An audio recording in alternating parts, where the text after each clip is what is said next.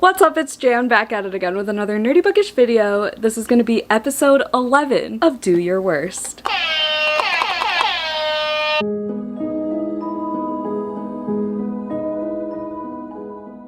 Hello, sorry this lighting is weird. Let me try to move things around. Is that better? No, it's not. Is this better? No, it's not. Is this better or worse? I don't like it. We're gonna go with the natural darkness. We're just gonna roll with it. Hi, if you're new here, I'm Jan, nice to meet you. If you didn't know what Do Your Worst is, the series I started last year, literally over a year now, where I pick a friend and read their worst books in hopes to find a new favorite. Now, you're like, why, how does this make sense, Jan? Because I typically try to pick people who have completely opposite tastes than me, or we disagree on quite a number of books. This month, our focus is the one and only Gabby from Gabby Reads. How these vlogs work is I choose a friend, choose some of their worst books, whether that's DNFs, 1 star, 2 stars, or disappointing 3s is like my max. I read about 3 of them and hopefully find a new favorite. I will link the playlist to the rest of the Do Your Worst videos down below. I have found favorites in other videos, so do that information what you will. I also have like little challenges for myself throughout the week, usually a week or so. I'm trying to finish this vlog in like 4 days actually. Usually I try to do little challenges that represent the creator's brand. Like, you noticed I'm wearing a Taylor Swift inspired crew neck. The lyrics to I Can Do It With a Broken Heart, it says I cry a lot but I'm so productive, and then on the sleeve it says it's an art. Gabby loves Taylor Swift, obviously. Also, if you don't know who Gabby is, what are you doing? Go subscribe to her. She's become one of my closer friends here on BookTube. It's still surreal for me to say that. We've met in person. We may or may not have plans to do so again in the near future, and I just love her. And she has a very strong brand, okay? For example, Taylor Swift. She also loves Post Malone. I just actually happened to get these bookmarks in the mail. Reading as my foreplay was just funny to me, but this is from Bookmarks by Alicia. I should have worn my Winter Ween sweatshirt or my Book Troop sweatshirt. I will throughout the week. This was the first thing I saw. She collabed with Bookmarks by Alicia for Summer Ween and Winter Ween, so how fitting. And then I got this Post Malone bookmark that says, "Goddamn, I love paper like I'm Michael Scott." And get it? Because books are paper.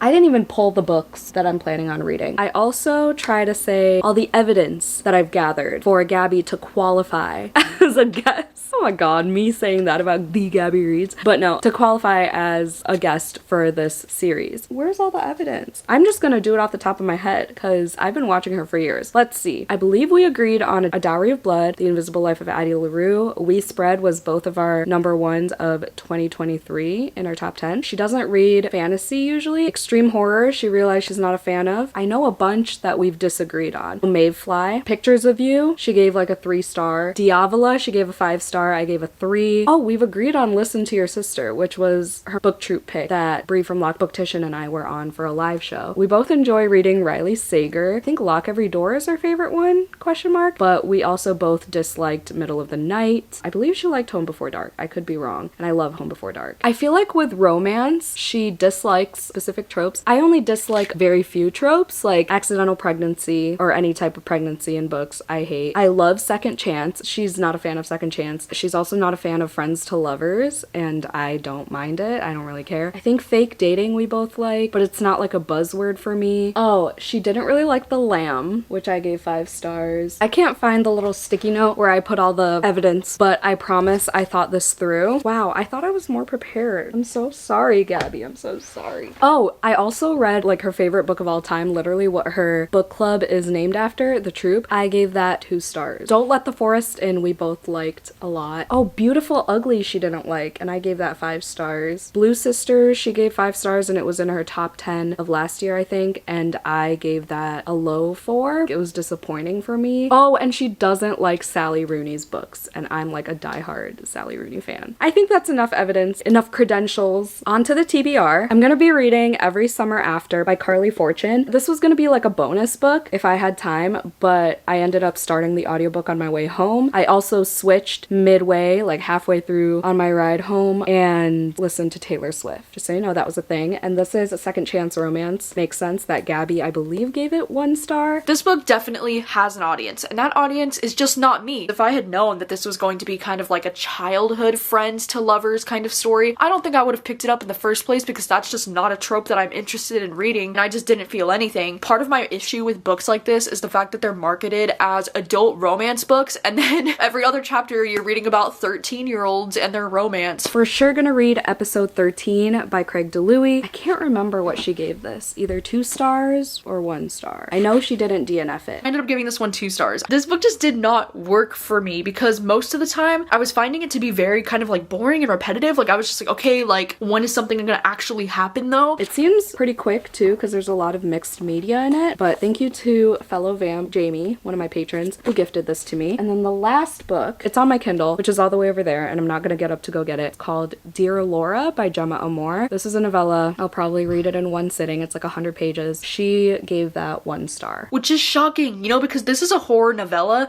and I really thought that this could be something I would enjoy. Those are my options. I will let you know when I have a reading update. I am doing simultaneous vlogs, so I might be absent a day or 2 from this vlog, just so you know. Things are gonna be jumping around. But yeah, I'm so excited for this vlog. I hope you enjoy. Thank you, Gabby, for doing this with me. She will have a video up as well, and I'm so excited to watch it. I will talk to you later when I read things.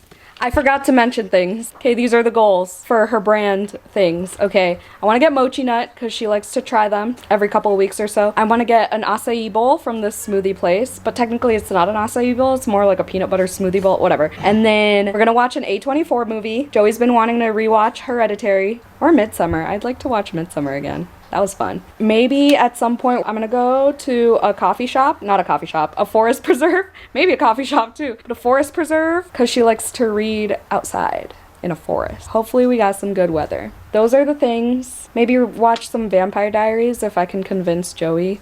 I'm just afraid I'm gonna like it. I'll have to be invested.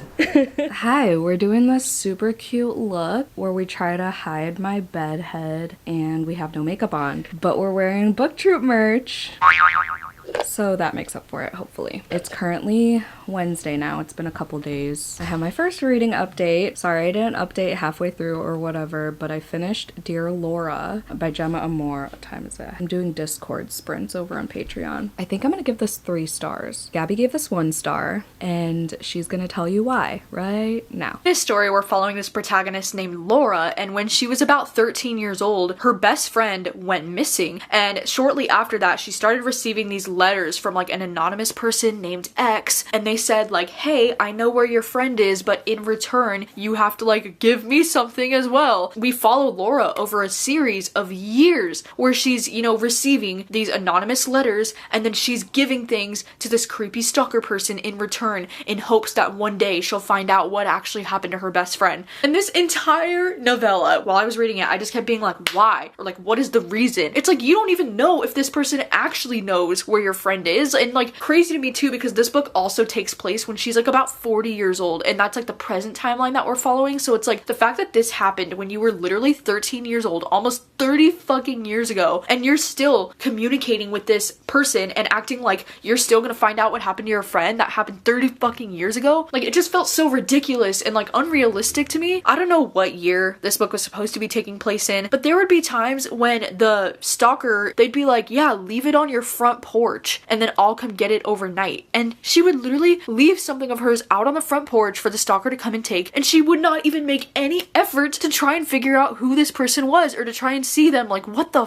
like what? Thank you for your service, Gabby. I thought it was okay. I was mistaken though. I probably put text in the beginning, but it's not an extreme horror novella. It's just a general horror novella. The extreme horror novellas that she's read, that I've seen, she's read It's Me, Charlie, and I already spoiled myself for that book and I don't really feel like reading it. So this is as close as we're gonna get. I mean, she hated Mayfly, and that is like mainstream extreme horror, as CJ Lead claims it to be when I went to go meet her. But regardless, I read it. I liked it more than Gabby did. Gabby didn't like the ending. She didn't like anything about this book. I didn't mind the writing. It wasn't anything special, but it wasn't bad. Like, I've read some bad horror novella writing where they didn't even try to make good sentence structure or, describe anything in a not simplistic way. I thought this was fine. It had some descriptive moments, especially forest imagery and things like that, and like the repulsiveness of this person. I don't want to give anything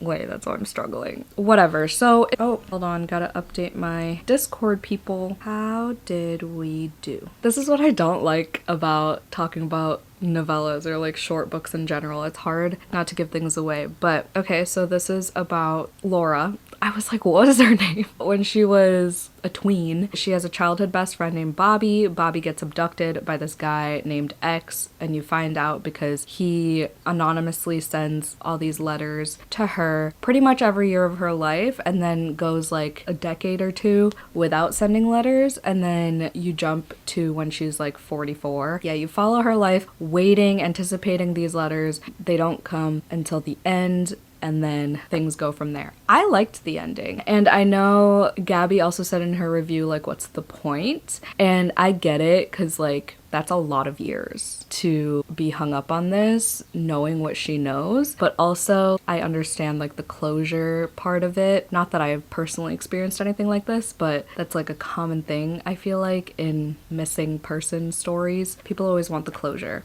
She also wanted to alleviate the blame, the guilt that people were putting on her, like Bobby's family and everything, because she was the last one who saw him. The horror part of it was tough to read because the dude was creepy. The stuff in the letters was creepy because he was like, I want something personal from you in exchange for a clue. I know where Bobby is, blah, blah, blah, blah. I feel like I've said too much already, so I'm gonna stop. But I gave this 3 stars because it's not anything I haven't read before. I mean, there's a tooth on the cover, and like dental horror will always get me, so that had some visceral reactions out of me. Other than that, it was okay. 3 stars. It wasn't terrible. Let's do a fun fact about molars. Adults typically have 12 molars. The name molar comes from the Latin word mola, meaning millstone. There we go. I'm done with this. I liked it more than Gabby, but it was not 5-star by any means. In terms of Every Summer After, I am 54 pages in. Gabby didn't like this, and I'll let her tell you why once again. The reason why I'm so shocked that this book is as loved as it is because of something that happens towards the end of this book that is just oof. Like, these characters make a decision that is just nearly like irredeemable in my opinion, and I guess I don't understand why this book is as popular as it is because of that one aspect in the book. I'm like, how do you ship this romance after you know that, after you know something that happened, you know? So it just kind of ruined any enjoyment that I had over this book, which was little to none already, and like, this is just not my kind of romance, you know? So it was on my worst of the year.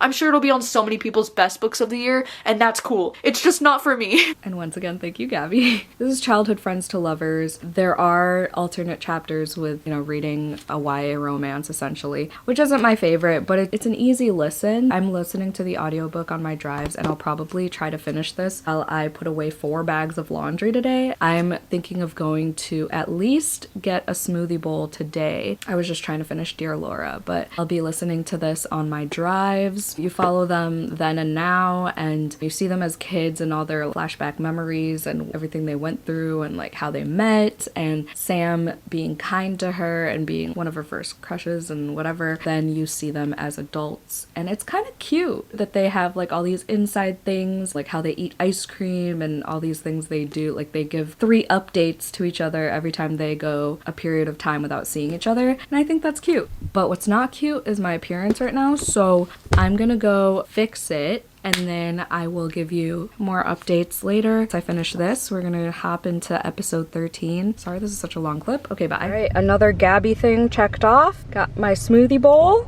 It's not acai, it's Bahama Mama. I was gonna get a peanut butter protein one, which is my favorite one, but this one's fine too, I guess. It's so cute. Look at all the colors. She's a healthy queen.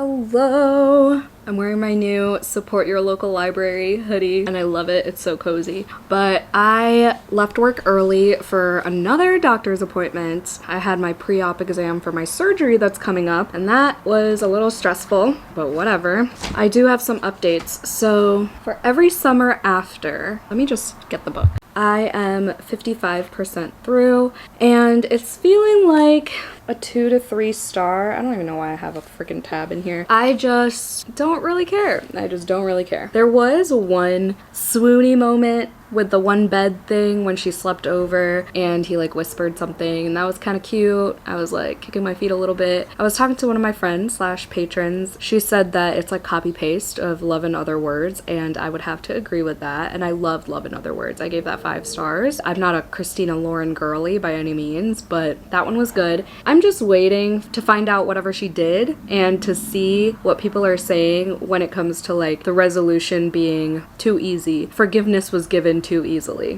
which is what I keep hearing. I do love that the female main character loves horror, so that's what's kind of keeping me going with her. They do have cute little inside jokes. Again, it's kind of similar to Love and Other Words. I mean, I don't have things I particularly hate about this. I'm just saying it's like nothing special. Nothing I haven't read before. I'm probably not going to keep this on my shelves. Who knows, it might surprise me by the end, but I highly, highly doubt it. I also got to page 46 of episode 13. I have a strong feeling I'm going to have fun with this one. I read Suffer the Children and I gave it 2 stars, I believe. I have a buddy read with Joey on YouTube.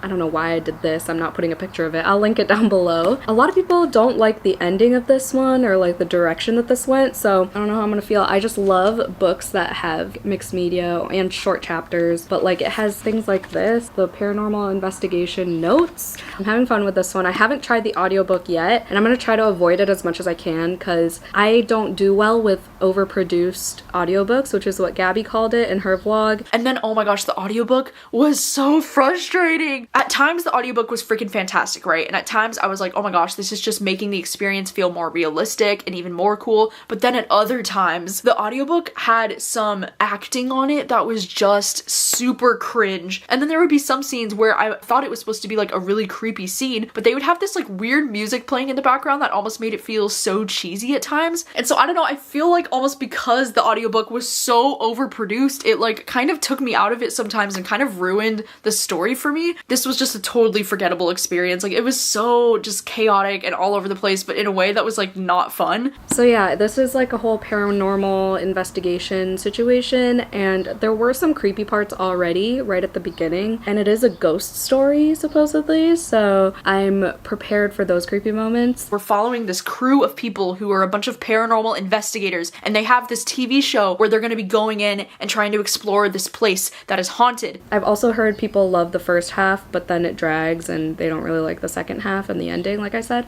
I don't know. We shall see with that one. And then I have a third reading update. I decided to squeeze in another one. I started the audiobook for 19 Claws and a Blackbird by Agustina Bazterrica. I figured I've read Tender as the Flesh and The Unworthy. Might as well read this one, even though I've only heard negative things about this book. It's a short story collection, but also the title has the word bird in it, so it would fulfill the Buzzwordathon challenge for this month, which I was gonna give up on, but this works. It's a really short audiobook, and I think I'm on the like 5th story. First one was about, I wrote it down. I like looked up analyses for it, and it talks about this old man who like dies in front of the main character. It confronts what it takes to shock us out of mundanity and pay attention to things around us. So that was an okay story. The second one, called Roberto, was hard to listen to because it was like grooming, and it was a whole like teacher-student thing, and they were calling it the bunny between her legs. It was a really short one, but it was still hard to read. But I mean, that one stuck with me more than the other ones so far. And then the third one, it talks about like misogyny kind of. There's this taxi driver and they touch upon, oh, sorry, my surgeon office is calling me.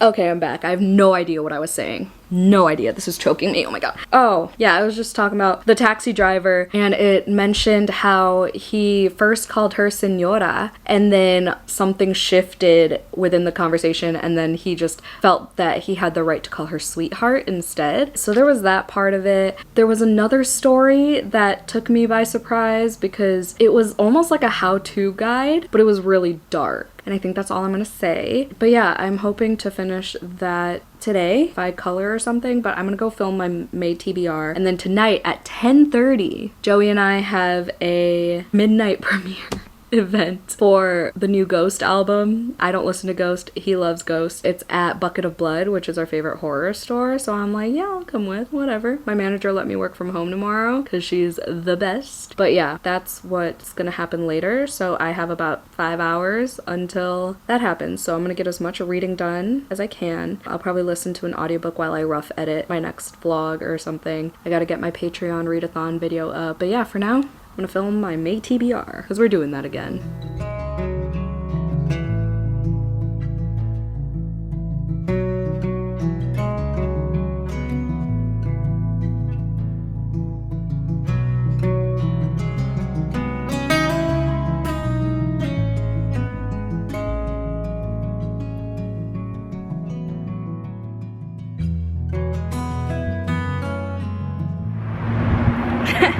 Party animals. It is 10:30 p.m. We are in the fucking city. You know, our favorite place in the whole wide world. We have an energy drink. It's 10:30 p.m. That's post my bedtime.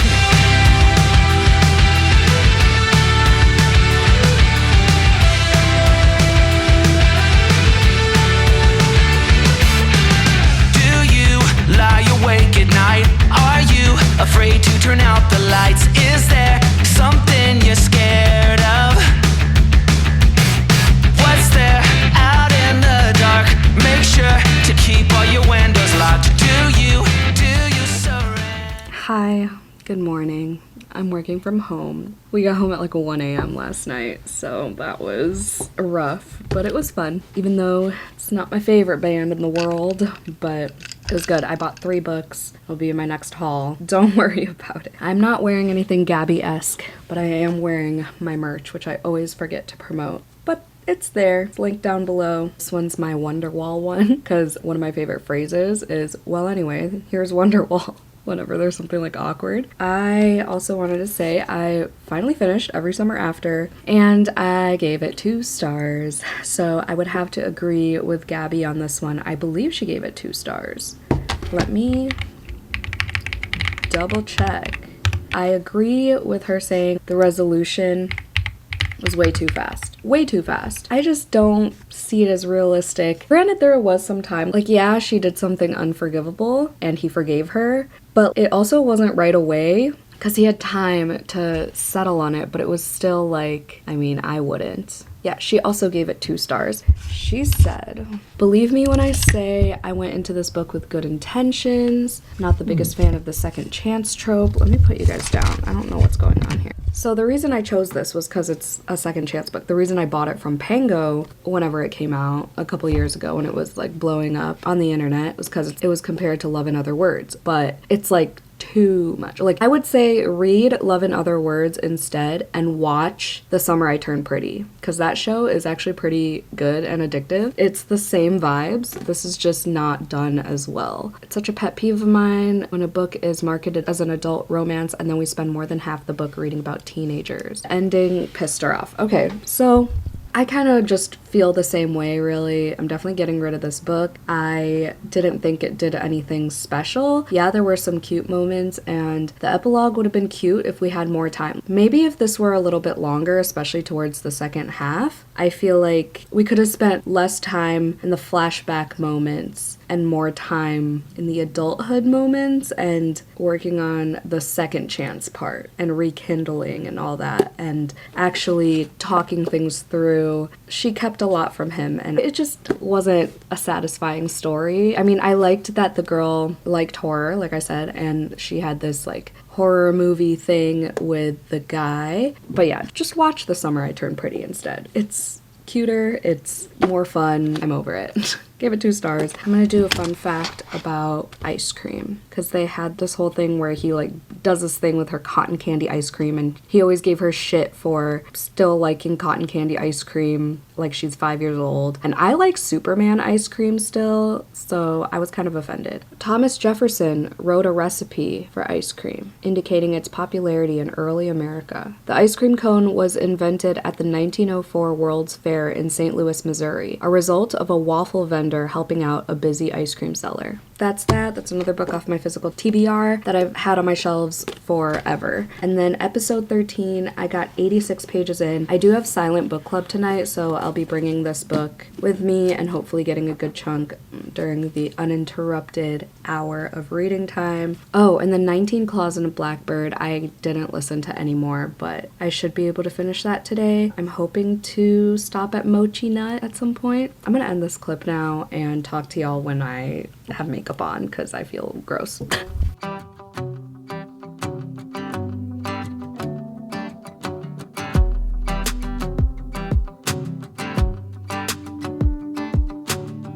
I've been dreaming so much lately about your face when you're smiling. It's the only thing that saves me. Hey, I don't know if I told you that I think you're beautiful, and how I can't wait to hold you. Yeah, you pull me up when I'm falling down, and I don't know what I would do without you. Yeah, you pull me up when I'm falling down. Hey, now look into my eyes. You can use them as a mirror, baby. You're my ticket to paradise. Hey, now everything's alright. We've been longing for each other, and it feels like I'm on cloud 9.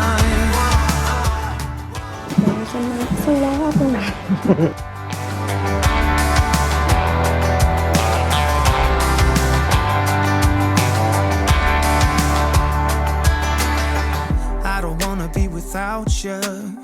This is something that I know for sure. Hello, we're back from indie bookstore endeavors. We only went to 2 stores, but they're all like almost an hour away because it was close to where Joey got his haircut. But I went to the coffee shop that I always go to while he gets his haircut. I went to a place called Townhouse Books and I got Homeseeking. I could have gotten this from Book of the Month, but I was like, this is the only thing that I feel like buying from this store. It was very tight and claustrophobic in there. I couldn't really move much. There were a lot of dead ends and their selection wasn't the greatest, but I heard Sarah Caroli really like this, and it's a historical fiction, and I've been meaning to get back into that genre for a while now. And then the second place, first of all, gave us some freebies. I don't know how much I had to spend, but I spent a decent amount. So I got Tiffany D. Jackson's new book. It comes out in July. I've never heard of, well, maybe I have. I don't remember. It looks like it's middle grade type of font. Oh yeah, middle grade debut. There you go. Seems like it's a murder mystery on Martha's Vineyard. So that comes out July 1st apparently. So that was nice of them to give me an arc. And then there was a blind date with a book situation. And I was kind of disappointed because, well, this comes out June 10th, but it's a nonfiction book about writing and I am not interested in writing a book, but maybe one of my friends would want this. I know a couple of friends who have been starting to write, so maybe I'll give that to them. And then another freebie is this coloring book. Like, how cute. There are 2 Illinois ones, but this one, Little Bean Books, I've been here before a few times, so that's pretty cool. I got Grown Ups from this other place, Harvey's Tales. I love that place so much. Grown Ups, which is Fleabag meets Conversations with Friends. I've never heard of this, I don't think. I love a lit fic cover like this, when it's like a square and then the text, kind of like Blue Sisters, Cleopatra and Frankenstein type of thing, the UK editions at least. So that seems like a fun time. I finally got James because I know one of my vampies put it in the Immortal Vamp Rack vessel, which I broke, by the way. I broke it. I broke it after after I filmed my May TBR, and then I ordered a new one immediately. It came the next day, it was shattered. So I was like, okay, I'm not gonna buy it from there anymore. I ordered it and then they canceled my order because it went out of stock because they don't update their website. So then I ordered another one, the same one, from a store that may or may not be a scam. So we shall see if I receive that one. But anyway, it's in my jar, so it'll come up eventually, and I'm sick of seeing it and not owning it. The only reason I took this long to buy it, knowing the raving reviews and all the awards it got and everything, is because I have a complicated, not even complicated, I have a rough, negative relationship with The Adventures of Huckleberry Finn. It's a whole thing from high school and college. I read it 3 times, hated all 3 times. And then the last one I got was Servant of Earth, which I don't think I've ever heard of. At least I've never seen it in person. I might have seen it online. It says 6 deadly trials, 0 room for error, and I've been into the trial thing finally, so we'll see. I will 99% of the time be drawn to books about fae. So this is by Sarah Hawley, and it's in the Shards of Magic series. I love picking up books that I've never heard of, but it makes me nervous because I'm like, what if there's a reason I haven't heard of it? What if this author's problematic? But I think this one's safe. I found Joey a Jack Ketchum book called Cover that he's never seen before, so he got this because he is his favorite author. I got a sticker that says I supported an indie bookstore, which is super cute. And then I always buy a bookmark from Harvey's Tales when I go, and I got this one. At first it was hard for me to choose, and then I was like, yep, that's the one. I like to read a lot. If you are one of my patrons and you were there at the live show where I showed the There's an Axolotl on the front lawn song that Joey found on TikTok, you know why I love this so much. It's such a catchy song. I just thought it was the most adorable thing ever. That's my haul. Oh, I also got this in the mail. The Bond That Burns, the second book in the Bloodwing Academy, the sequel to On Wings of Blood. On the Wings of Blood. Lots of books. I'm pretty sure I've bought 100 books this year. Like, actually, no exaggeration. So that's kind of a problem, but you know what? Whatever. Happy Indie Bookstore Day. Here's the haul. I haven't gone to Mochi Nut, and I really don't think I'm gonna have time to because I want to end this vlog today. She said hopefully, because I still have like 140 pages of episode 13 and about 2 hours of 19 Claws and a Blackbird. So yeah, I probably won't be able to get Mochi Nut, which is sad, but it's okay because the coffee shop is also a Gabby thing because she always goes to local coffee shops. And tonight, my patrons and I are going to be watching One of Them Days with Kiki Palmer and SZA, and Gabby loves SZA, so good vibes all around. Hello. My contacts were pissing me off all day, so glasses it is. I hopped on Gabby's sprints, just watching them. She has a long sprint going on now. I have my Strawberry Vanilla Olipop and my book, and I'm about 100 pages away from finishing, so I'm gonna sit my booty down here until I finish this book, and then we're gonna color or something until we finish 19 Claws and a Blackbird, and we're not going to sleep until I can end this vlog, because I want to start my cramming vlog and my Lair Bloody Read vlog that I'm very late on. I just wanted to say that a lot of these characters are so stupid. Like Claire, pissing me off. Kevin, why does he have to say, every time he has any conversation, he has to say, I'm an ex-police officer. I was a former police officer. Obviously, I know the dangers or whatever. I was a police officer once. We fucking get it, Kevin. We fucking get it. All of these people in my head are like in their early 30s, late 20s, but apparently a couple of them are significantly older than that. So that's interesting. I really just don't have any image for what these characters look like. I just kind of know what they're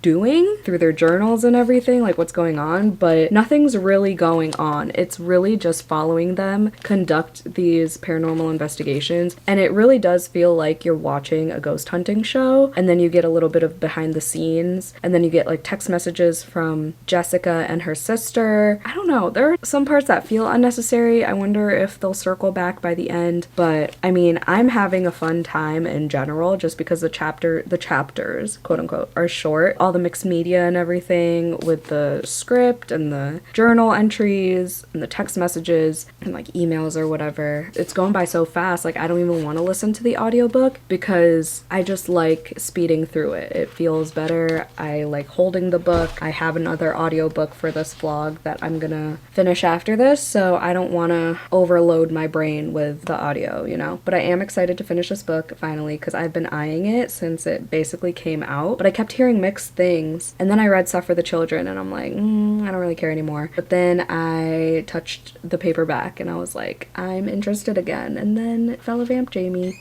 got it for me. That's all I got for now. I'll talk to you when I finish the book, hopefully, or when something crazy happens.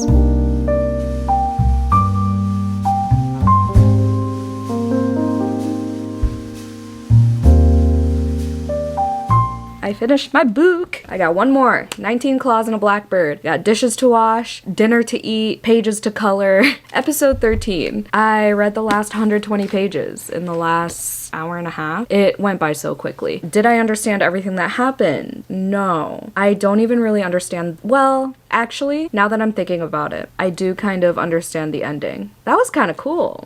Do I like it? I think you should decide for yourself. I mean, it's a quick read, and I heard the audiobook's cool, and it's like what you wanted to be when you were younger.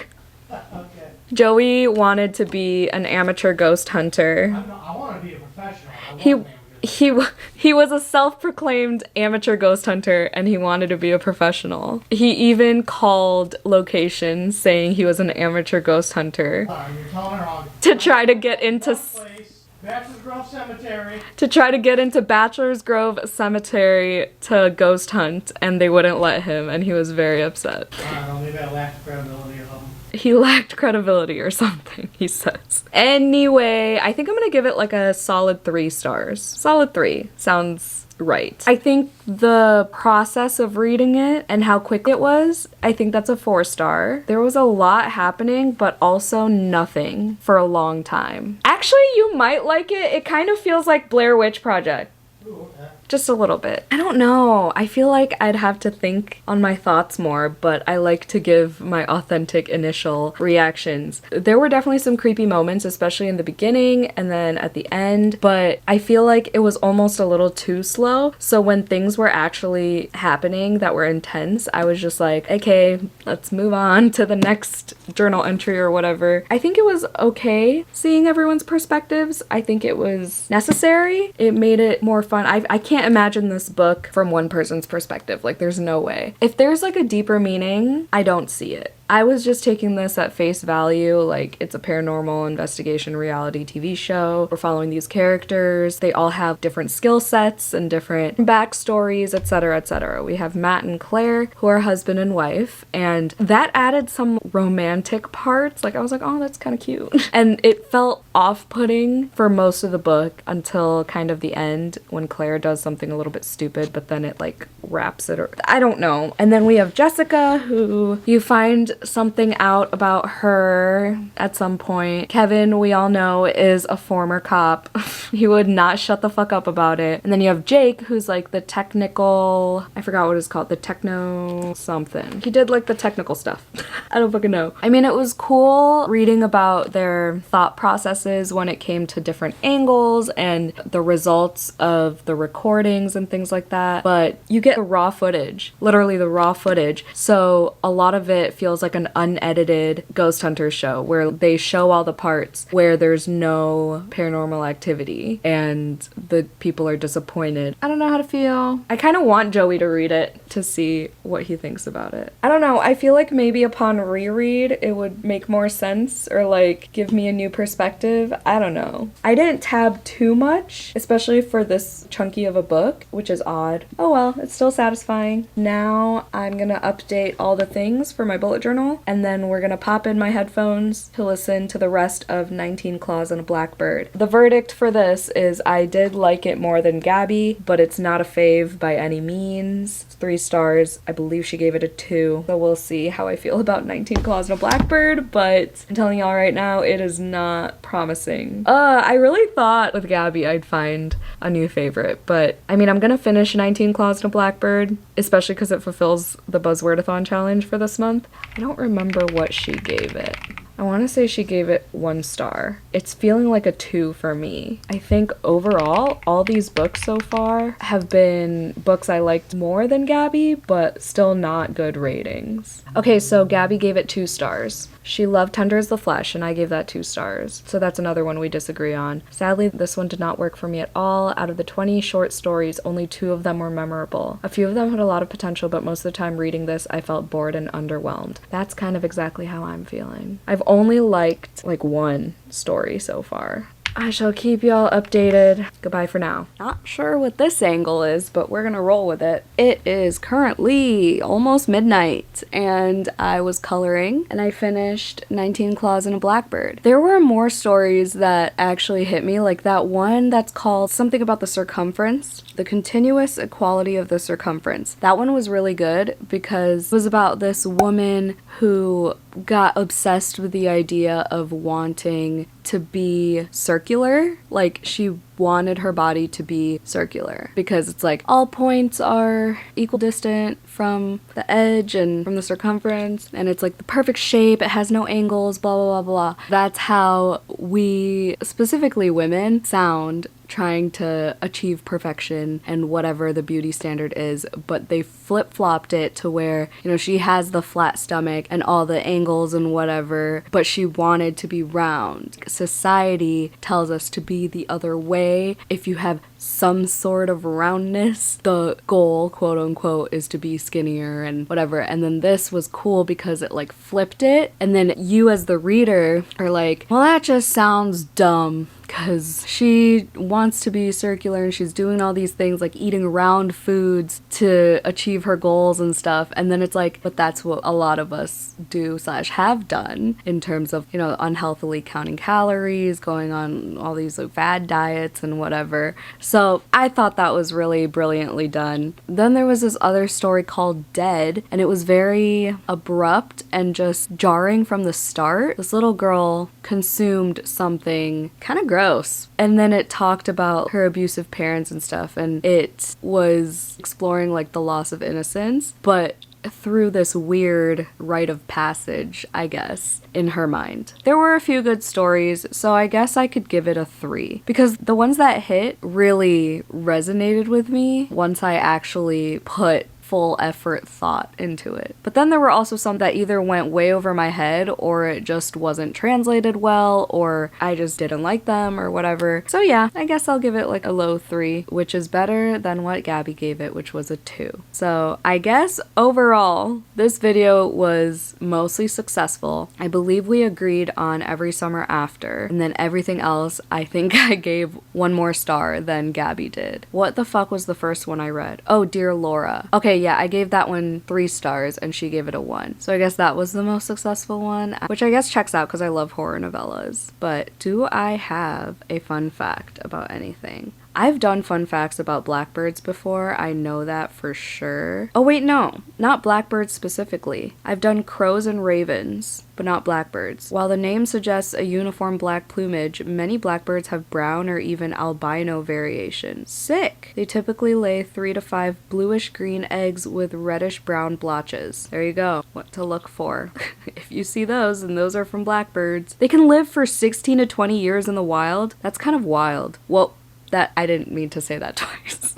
16 to 20 years. Is that a usual bird lifespan? I don't even know. Ooh, in folklore, blackbirds are sometimes associated with good luck, change, and intuition. Oh, they're one of those that form a pair bond for life. I love monogamous animals. They're so freaking adorable. Okay, I'm done with this vlog. Sorry we didn't go to Mochi Nut. We did not watch Vampire Diaries nor an A24 movie, but we did start the show Paradise, which I heard about from Gabby originally. So there's that. I think we did a decent amount in this vlog. You got Indie Bookstore Day in there, a few other things. I don't think I vlogged at Silent Book Club at all. There were too many people. I did a lot of bookish things recently. I'm not sure if I put the Ghost album midnight release thing in here, but if it is, there's that as well. If not, Editing Jan, take that part out. Okay, another Do Your Worst episode down. Thank you so much to Gabby for doing this with me. Her video should be up already or soon. Regardless, it'll be linked down below if I remember. Otherwise, her channel will obviously be linked down below if you're not subscribed to her already for some odd reason. If you made it to the end of this video, what's an emoji that represents Gabby? What do I think of when I think of Gabby emoji wise? Put a music note emoji because she loves her